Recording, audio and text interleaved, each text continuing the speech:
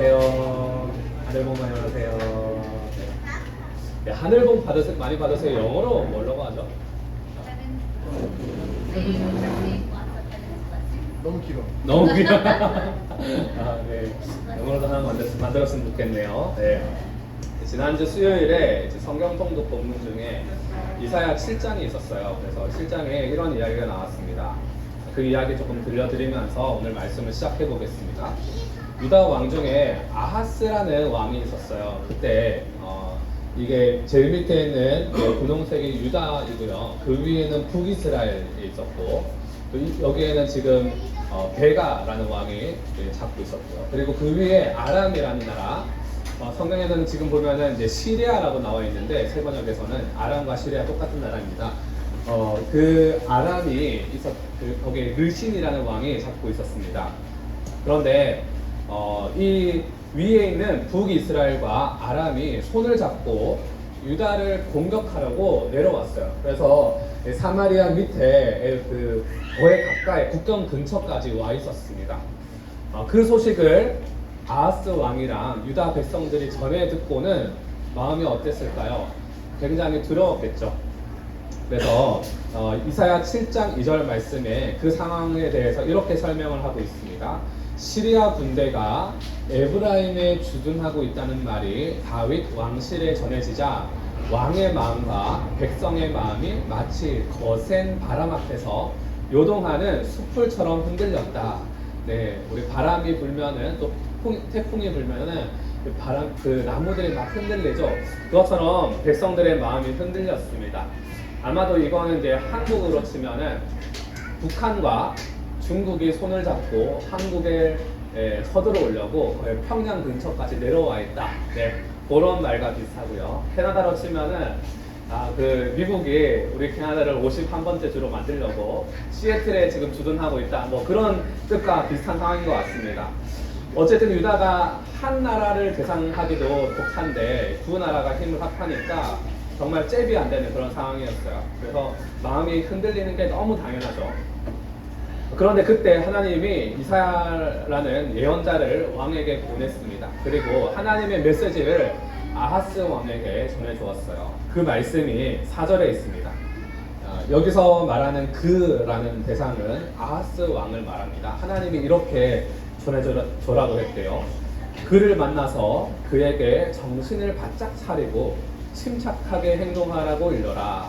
시리아의 아람이죠. 아람의 르신과 르말리아의 아들 이 르말리아 아들은 북이스라엘 왕을 말합니다. 베가 그들이 크게 분노한다 하여도 타다가만 두 부직갱이에서 나오는 연기에 지나지 않으니 두려워하거나 겁내지 말라고 일러라.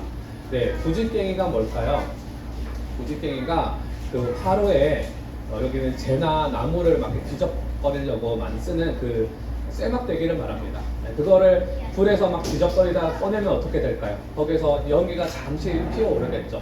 근데 한 1, 2초 있으면은 이 연기가 곧 사라집니다. 그것처럼 이 동맹한 두 나라의 왕 르신과 베가가 곧 사라질, 연기처럼 사라질 그런 왕들이야. 아무것도 아니야 라고 하나님이 말씀해주고 있는 것입니다. 하나님은 왕과 그 유다의 백성들의 마음을 막 다독여주고 있어요. 걱정하지 마 라고 하시는 거죠. 네. 그렇게 그리고 이 일이 어떻게 될 것인지에 대해서 7절에서 예언을 하고 계시는데 이렇게 말씀하십니다.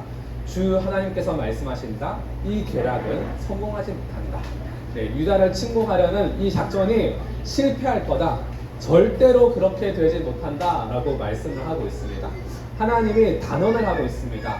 하나님은 미래를 아실까요? 모를까요? 다 아시죠. 그리고 미래를 바꾸실 능력, 물도 포도주로 바꿨는데 미래도 그쯤 바꿀 수 있습니다. 그래서 다 바꿀 수 있기 때문에 하나님은 안 될 거다, 그들의 계획에 실패할 거다 했기 때문에 안 될 것이 당연합니다. 말씀하신 대로 될 것입니다. 그런데 아하스와 백성의 입장에서는 현실을 보니까 그렇지 않은 거예요. 현실은 군대가 코앞에 있으니까 어떻게 저 군대를 치우지? 라는 그런 걱정이 들 것입니다. 하나님, 도대체 그 말씀대로 될 것이 가능한 일입니까? 저기 앞에 군대가 있는데, 강력한 군대인데 우리가 어떻게 저 군대를 이깁니까? 라고 이야기를 했겠죠. 그러니까 예수님이 이렇게 말씀하세요. 우리 같이 한번 읽겠습니다. 시작. 너희가 믿음 안에 굳게 서지 못한다면 너희는 절대로 굳게 서지 못한다. 네, 믿음 안에 굳게 서지 못하면 절대로 굳게 서지 못한다. 영어로는 이렇게 말하죠. I cannot make you stand firm. 네, 내가 그렇게 네가 설 수 있도록 만들어 줄 수가 없어 라고 하시는 거예요. 지난주 월요일에 저희 아기를 잠시 하려고 합니다. 월요일에 저희 아기를 보려고 초음파 검사를 했는데 아기의 심장이 멈췄다는 얘기를 들었어요. 근데 그때는 그 아내의 컨디션이 좀 좋았었거든요. 그리고 검사실에서 노키즈라고 하면서 아이들 데려오지 말라고 했었어요. 그래서 집이랑 거리가 한 10분 정도 되기 때문에 차로 그렇게 되기 때문에 아내가 혼자서 운전을 하고 갔었습니다. 그런데 이게 검사를 마치고 전화가 왔는데 아내가 울면서 아이의 심장이 멎었다고 얘기를 해주더라고요. 그래서 일단은 이제 운전을 하고 와야 되니까 어떻게 아내의 마음을 좀 진정을 시킬까라는 생각을 했어요. 그런데 마침 그런 생각이 났습니다. 제가 휴스턴 연수 기간에 둘째 주 중반쯤 한 수요일 목요일 되었을 때 그때는 아내가 출혈도 없었고 컨디션도 괜찮았었습니다. 그때 문득 이런 생각이 들더라고요. 만약에 아이가 유산이 된다면 어떻게 될까라는 생각을 하게 됐습니다. 그런데 그때 결론이 지난 칼럼에 쓴 것처럼 하나님은 선하시다. 우리의 삶을 인도하시기 때문에 그 메시지가 저에게 좀 감명했기 때문에 하나님은 만약에 그런 상황이 되어도 우리의 삶을 선하게 인도하실 거야 라는 그런 믿음이 생기더라고요. 그런데 그 월요일 아침에 그 생각이 떠올랐습니다. 그래서 아마도 하나님께서 미리 마음을 주시고 정리를 해주신 게 아닐까라는 생각이 들었고요. 그래서 아내에게 전화로 이런 생각을 제가 미리 했다고 그래서 괜찮다고 이렇게 좀 이야기를 할 수가 있었습니다. 그러면서 이제 월요일에 아내랑 같이 마음을 좀 정리하는 시간들을 보냈습니다. 그리고 의사가 그때 초음파 그 검사를 받고 나서 의사가 수술을 권했다고 하더라고요. 그래서 2-3일 정도 집에서 좀 대기를 하다가 해보라고 해서 의사와 약속을 이제 수요일쯤에 약속을 잡았습니다. 그런데 화요일 새벽에 그 기도를 하는데 그 한 주간의 일정을 좀 생각을 해보다가 어떻게 생각해보다가 이런 생각이 드는 거예요. 수술을 하는 방법도 있고 또 자연적으로 그게 다 배출이 되는 그런 방법이 있다고 하더라고요. 그래서 저희는 이제 수술을 하는 게 좀 힘들겠지만 나중에 건강에 좋다고 해서 좀 그렇게 해볼까, 수술을 해야겠다. 그리고 아이가 9주차가 되었기 때문에 수술을 하는 게 낫다고 생각을 좀 많이 이야기를 하더라고요. 그래서 그렇게 수술을 하기로 결정을 했는데 기도할 때 화요일 새벽에 기도할 때 왠지 자연적으로 배출이 되지 않을까라는 마음이 들었습니다. 그러고 아침에 외출을 했는데 아내가 또 연락이 왔어요. 출혈이 너무 많고 힘이 없어서 정말 병원에 빨리 데려다 달라는 거예요. 그리고 인터넷 후기에 유산 진행에 대해서 많이 찾아보니까 어느 정도 출혈이 있다고 했는데 그것보다 좀 더 많았습니다. 그래서 집으로 막 차를 타고 가는데 제 마음이 엄청 흔들리는 거예요. 어떻게 될까? 아내는 괜찮을까? 아내 목소리는 안 좋고 그랬는데 또 그날 새벽에 기도했던 생각이 떠올랐습니다.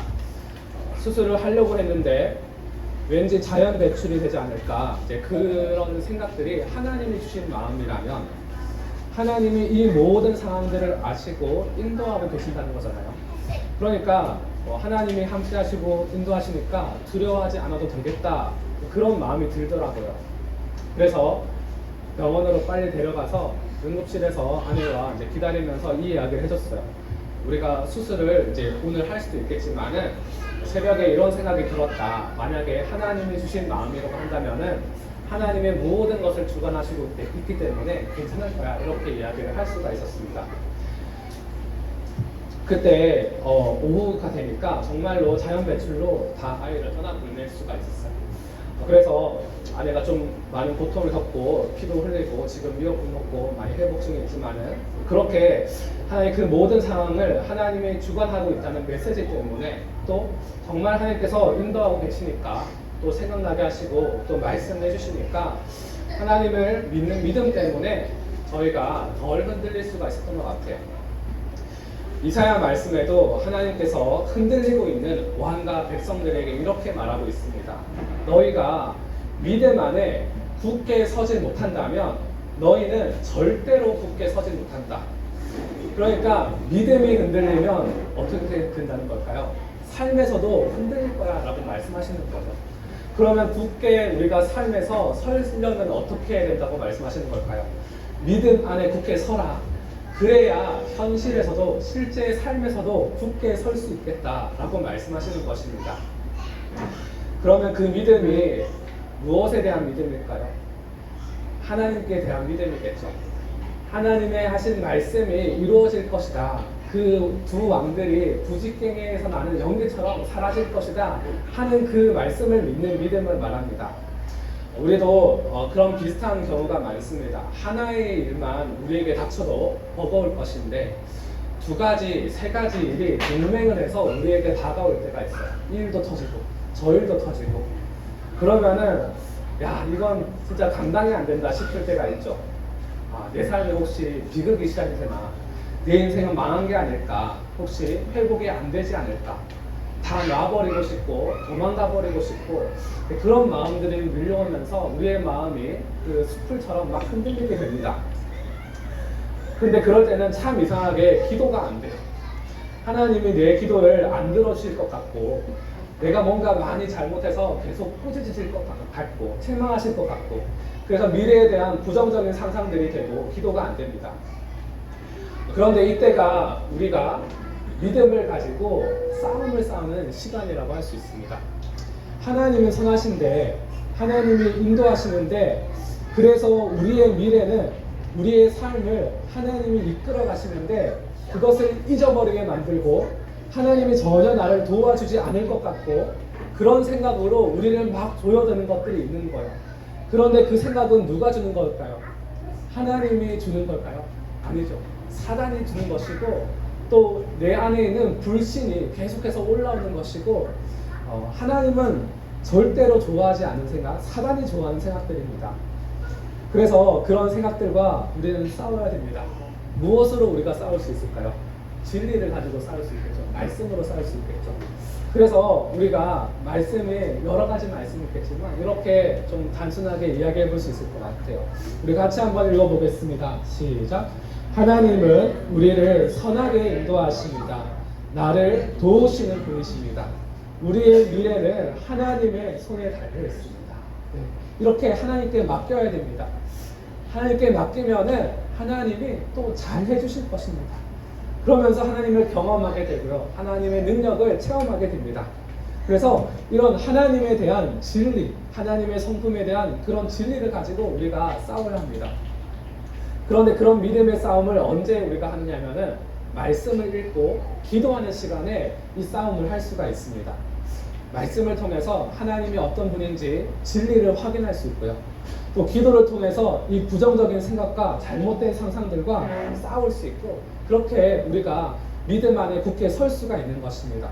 그렇게 믿음에 굳게 설 때 우리가 삶에서도 진짜 굳게 설 수가 있습니다. 그러면 이 아하스 왕은 어떻게 했을까요? 이사야가 이제 말씀을 전해줬는데 그 말씀에 전혀 귀를 기울이지 않았습니다. 대신에 저 멀리에 있는 그 위에 있는 아시리아에게 선물을 조공을 보내 그리고 우리를 좀 도와달라고 도움을 요청합니다.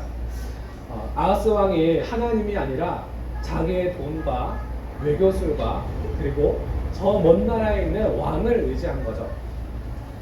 하나님을 믿는 믿음 위에 굳게 서지를 못했습니다. 그 결과 어떻게 되었는가 하니까 아수르가 도와줘서 전쟁을 피했어요. 그런데 장기적으로는 아수르한테 계속 괴롭힘을 당했습니다. 아하스 왕은 비극적으로 죽고요. 그리고 백성들도 힘들게 되었습니다. 우리는 아하스와 다르게 하나님과 그 말씀을 믿는 믿음으로 기도할 때, 나아갈 때 우리가 실제 삶에서도 굳게 설 수 있고 하나님의 능력을 경험할 수가 있을 것입니다. 그런데 이런 하나님, 선하고 좋으신 하나님을 믿는 믿음을 가지려면 그 밑에 베이스가 되는 가장 필수적인 믿음이 있는 것 같아요. 이 믿음이 없으면은 그래, 하나님은 선하시고 좋으시겠지, 능력이 있겠지, 그런데 나랑 무슨 상관이야, 이런 마음이 들거든요. 그래서 이건 하나님을 믿는데도 어떤 믿음이 없으면은 이 믿음이 우리에게 전혀 유익이 안 될 때가 있습니다. 그 베이스가 되는 믿음이 무엇인가 하면은 바로 이것입니다. 같이 한번 읽겠습니다. 시작. 하나님께서 날 사랑하신다. 하나님과의 관계를 믿는 믿음이죠. 예를 들어서 옆집 아줌마가 부자이면 나랑 상관이 있을까요? 없을까요? 아줌마가 지나가면서 아이스크림 하나 사줄 수도 있겠죠. 하지만은 별 상관이 없습니다. 그런데 내 엄마가, 내 아빠가, 또 우리 남편이, 내 아내가 부자라면 상관이 있죠. 나를 사랑하니까. 사랑받는 나에게도 유익이 있습니다. 마찬가지로 하나님께서도 날 사랑하지 않는다면 선하시고 능력이 있는 게 무슨 소용입니까? 그런데 나를 참 사랑하시기 때문에 그런 좋은 분이 나의 삶을 이끌어 갈 거야. 나에게 능력을 주시고 이 상황을 헤쳐나갈 수 있게 만들어 줄 거야. 라는 그런 믿음이 생기는 것입니다. 그래서 제가 어떤 분에게 이렇게 얘기해 보라고 했어요. 그분이 자기를 좀 비하하는 말씀을 하시더라고요. 내가 좀 어리석어, 내가 좀 잘못됐어, 이렇게 하시더라고요. 그래서 이렇게 바꿔서 이야기해 보라고. 전 참 사랑스럽습니다. 우리 같이 읽어볼까요? 시작. 전 참 사랑스럽습니다. 그렇게 하니까 그분이 이거를 한 글자씩 떼어가지고 이렇게 얘기하더라고요. 전 참사라고요? 네, 대참사는 아니라서 다행이군요. 전 참사군요. 이렇게 얘기하더라고요. 그분이 누굴까요? 네, 박경봉 목사님이신데, 네, 그래서 되게 웃었어요, 저는. 네. 외우기 좋죠? 전 참사. 네. 근데 아마도 형제님들이 내가 사랑스럽다 이 말이 굉장히 오그라드는 것 같아요. 그래서 이렇게 바꿔서 얘기해 볼 수 있는 것 같습니다. 우리 같이 읽어보겠습니다. 시작. 하나님이 날 참 인정하시는구나. 하나님이 날 참 멋있게 보시는구나. 원더풀하게 보시는구나. 네, 정말 그렇게 보실까요? 그렇게 보시는 줄은 믿습니다. 아멘.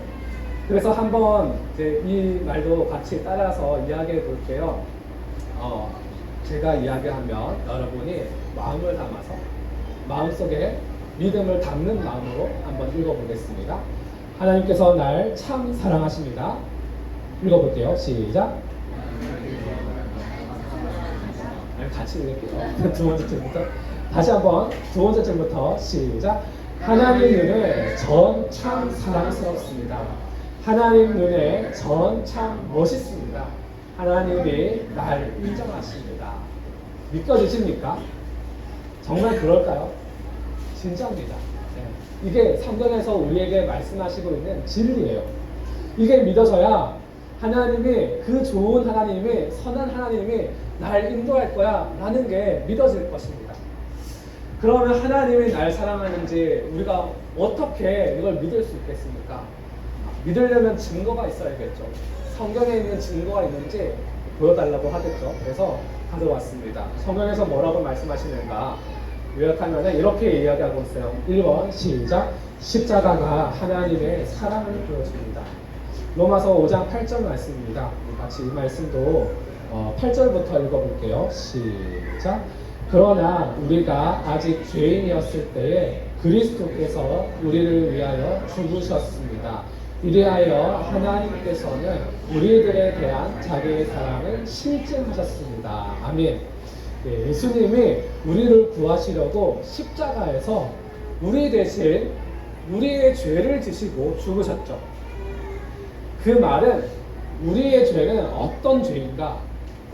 우리를 죽게 만드는 사형수와 같은 그런 죄라는 것입니다. 성경에 그렇게 얘기하고 있어요. 그런데 그 죄를 대신 예수님이 지고 죽음으로써 오늘 8절에서 뭐라고 하고 있죠? 하나님의 우리에 대한 사랑을 실증했다, 보여주었다, 눈에 보이게 했다라고 말씀하고 있습니다. 그런데 남을 위해서 대신 죽는 거 우리가 뉴스에서 가끔 보죠. 물에 빠진 사람을 도와주다가 도와준 사람은 죽고 또 빠졌던 사람은 살고 그런 이야기 듣지만 지하철에서 누구를 살려줬는데 도와주려던 사람이 대신 죽었다. 이런 이야기 듣습니다. 그런데 그 이야기에서 많은 경우가 도와준 사람과 죽을 뻔했던 사람이 관계가 없을 때가 있어요. 그럴 때는 그 사람을 꼭 사랑해서 도와줬다기보다는 도와주는 것이 의로운 일이기 때문에, 옳은 일이기 때문에 구하려고 달려들었다가 죽은 거죠. 그래서 십자가 사건을 볼 때도 우리가 이렇게 느껴질 수가 있습니다. 굳이 우리를 사랑해서라기보다는 예수님은 의롭고 좋으신 분이기 때문에 위험에 빠진 우리를 지나가지 못하고 대신 죄를 지고 죽었다. 그래서 고마움은 있는데 진짜 그분의 사랑의 표현일까라는 생각이 들 수가 있는 것 같아요. 정말 사랑해서 날 그렇게 살려준 거야? 그냥 의로워서 그러신 거 아닐까? 그런데 7절에서부터 보면 이렇게 이야기하고 있습니다. 같이 한번 읽어볼게요. 시작. 의인을 위해서라도 죽을 사람은 거의 없습니다. 더욱이 선한 사람을 위해서라도 감히 죽을 사람은 드립니다. 하면서 8절에서 그러나 우리가 아직 죄인 되었을 때에 그리스도께서 우리를 위하여 죽으셨습니다. 이 말은 뭔가 무슨 뜻인가 하면은 극적인 예를 한번 들면 이렇게 얘기할 수 있을 것 같아요. 한국에 유명한 죄인이 있습니다. 조두순이라고요. 들어보셨나요? 조두순. 4살 난 여자아이를 잔인하게 다루고 경찰에 잡혀서 사회적인 많은 지탄을 당하면서 감옥에 들어갔습니다. 사람들은 이런 사람은 그냥 죽어야 된다, 사형에 처해야 된다, 이런 얘기를 했어요. 그런데 법대로 하니까 감옥에서 어느 정도 살고 나서 다시 사회로 복귀를 하는 거예요. 그때 이 사람이 아내의 이름으로 그 아파트를 렌트를 했는데 그게 조두순이 했다는 게 밝혀지니까 아파트에서 난리가 났어요. 그 집주인도 나가라고 막 얘기하고 막 그랬었습니다. 만약에 이런 사람이 큰 사고를 당할 뻔했다라고 우리가 생각해 봅시다. 사회에 나와가지고 지하철을 타려다가 큰 사고를 당할 뻔했어요. 그러면은 이 조두순을 위해서 목숨 바쳐서 구해줄 사람이 세상에 몇이나 있을까요? 한국에 몇 명이나 있을까요? 사람을 도와주는 게 옳다는 것은 누구나 알지만 의롭다면은 그 사람이 좋은 사람이면은 한번 생각해 볼 거예요. 그런데 조두순처럼 악하고 죽어야 마땅한 사람이다 싶으면은 그 사람을 위해서 목숨을 바치는 게 쉬울까요? 굉장히 어려울 거예요. 그런데 제 생각에 그 사람을 위해서 목숨 바칠 사람 세상에 한두 사람은 있는 것 같습니다. 누굴까요? 아마도 살아계신다면 그 아들을 사랑하는 엄마 아빠라면은 아마 목숨을 바칠 수 있지 않을까 라는 생각이 듭니다. 아마 자녀가 못나도 죄인이어도 그렇게 할 수 있을 것 같아요. 그래서 5장 8절에서 이렇게 말씀하는 것입니다. 그러나 우리가 아직 죄인이었을 때에 그리스도께서 우리를 위하여 죽으셨습니다. 죄인이었을 때. 이래하여 하나님께서는 우리들에 대한 자기의 사랑을 실증했습니다. 하나님은 죄 때문에 죽는 게 확정인 우리 죄인인 우리를 위해서 십자가에서 죽었습니다. 그럴 만한 이유가 없는데 왜요? 우리를 사랑하시기 때문에, 죽기까지 사랑하시기 때문에 그렇게 하신 것입니다. 그래서 우리는 십자가를 볼 때 그냥 의로워서 저런 일을 하셨구나 라가 아니라 죄인임에도 불구하고 나를 사랑하셨기 때문에 그렇게 하셨구나 라고 우리가 믿을 수가 있는 것입니다. 그래서 그런 분이 그렇게 죽기까지 사랑했다면 우리의 삶을 선하게 좋게 인도하시는 거 당연하지 않을까요? 우리를 사랑스럽게 보는 게 당연하지 않을까요? 우리는 그렇게 믿을 수가 있는 것입니다. 두 번째로는 이렇게 같이 읽겠습니다. 시작. 예수님을 사랑하실 그 사랑으로 우리를 사랑하십니다. 아멘. 네, 지난주 어린이 설교 본문 말씀이었는데요. 이렇게 얘기하고 있어요. 21절 말씀에 백성이 모두 세례를 받았다. 예수께서도 세례를 받으시고 기도하시는데 하늘이 열리고 같이 읽겠습니다. 시작. 성령이 비둘기 같은 형체로 예수 위에 내려오셨다. 그리고 하늘에서 이런 소리가 들려왔다. 너는 내 사랑하는 아들이요 나는 너를 좋아한다. 아멘. 하나님은 예수님 보고 뭐라고 하시죠? 너는 내 사랑하는 아들이요 나는 너를 너무 좋아해, 너무 기뻐해 라고 하는 거죠. 내가 너를 참 인정해, 넌 참 멋있어 라고 하는 거죠. 그런데 그런 예수님이 세례 요한에게 세례를 받았습니다. 이때의 세례는 회개의 세례예요. 근데 예수님이 회개할 필요가 있을까요? 없죠. 죄가 없으니까 회개할 필요가 없는데도 불구하고 세례를 받았습니다. 왜 세례를 받았을까요? 21절에 보면 이렇게 얘기하고 있죠.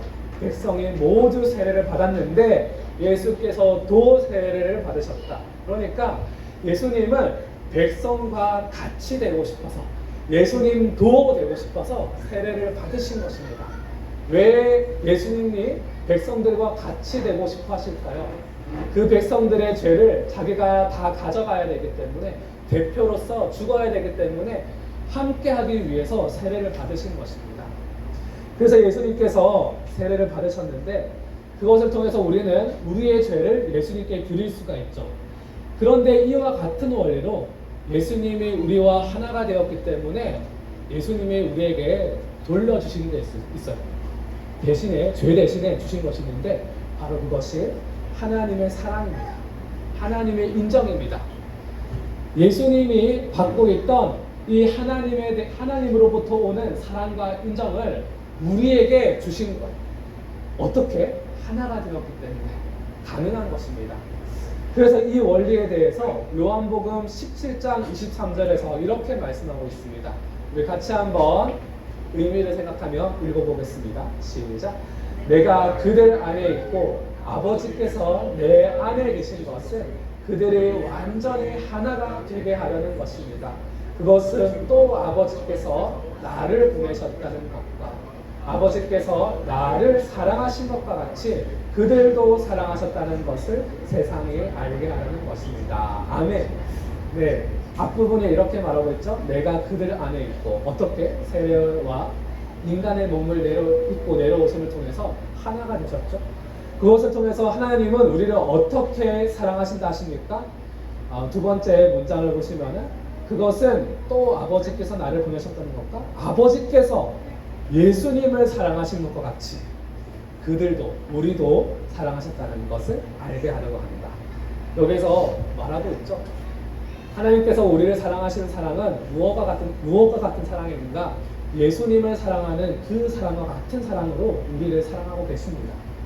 예수님을 좋아하듯이 우리를 좋아하고 계시고요. 예수님을 보고 기뻐하듯이 인정하듯이 우리를 기뻐하고 인정하십니다. 네, 이보다 더 좋은 사랑이 있을까요? 그래서 우리는 정리를 하면 십자가를 볼 때 내가 죄인임에도 불구하고 예수님을 보내서 죽게 했으니까 하나님은 나를 참 사랑하셨고 또 두 번째로는 예수님을 사랑하는 것처럼 나를 사랑하시기 때문에 내가 참 하나님께 좋아 보이는구나, 나를 참 기뻐하시는구나, 이 하나님의 사랑에 대한 확신이 있어야 됩니다. 이 확신은 뭔가 믿음에 굳게 서는 거죠. 이 사랑을 확신하고 그 믿음에 굳게 설 때 하나님의 선하시고 능력 있고 좋은 분이라는 게 이제 우리에게 의미가 있습니다. 옆집 아줌마가 아니라 옆집 할아버지가 아니라 하나님이 나를 아들로 여기시고 딸로 여기시고 참 사랑하시는구나. 그래서 내가 하나님 손에 붙들려서 살아갈 수 있구나. 선하게 우리의 삶을 인도하시는구나. 그래서 사람이나 돈이나 세상 무엇을 의지하지 말고 그래서 아하스처럼 되지 않고 하나님의 능력을 온전히 맛볼 수 있는 저와 여러분 되시기를 그 믿음에 굳게 서서 현실에서도 굳게 서는 여러분 되기를 저와 여러분 되기를 소망합니다. 함께 이 시간 오늘 말씀을 기억하시면서 새로운 찬양 같이 불러보겠습니다. 하나님이 우리를 참 사랑하시는데 정말 사랑하시나? 네, 찬양을 부르시면서 한번 되새겨 보도록 하겠습니다.